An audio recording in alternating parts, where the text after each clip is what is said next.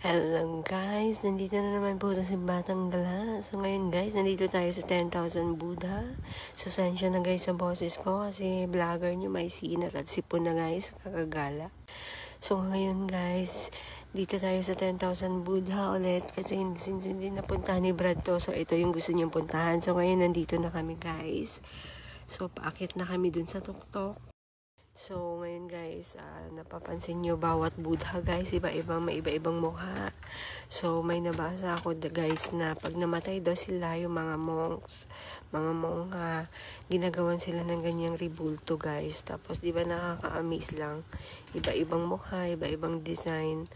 Tapos guys, kung napapagod kayo guys, huwag kayong mag-alala kasi may mga upuan naman kagaya niyang nakikita nyo. So, huwag nyo lang kaligtang magdala ng sarili nyong tubig kasi walang mapagbilan dito. So, magdala din kayo ng payong kung alam yung skincare nyo, alam na this. Tapos ito guys, mga budhang may mga hayop. Naghanap nga akong nakasakay sa buwaya guys, pero wala. Walang nakasakay sa buhaya dito guys. Tapos ito naman guys, bandang tuktok na to. So nakikita nyo guys, diba?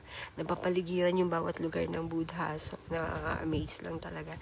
Tapos bandang tuktok na guys, may mga temple na dito sa pinakatuktok. So puntahan nyo to guys. Bye!